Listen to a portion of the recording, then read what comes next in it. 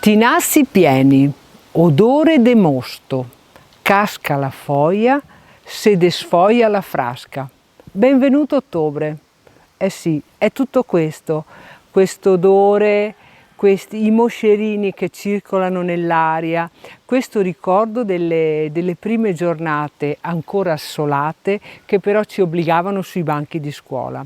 Tutto questo è ottobre nei nostri ricordi e nelle ciacole di tutti coloro che, come me, hanno iniziato ad andare a scuola con i primi mesi di ottobre e non di settembre.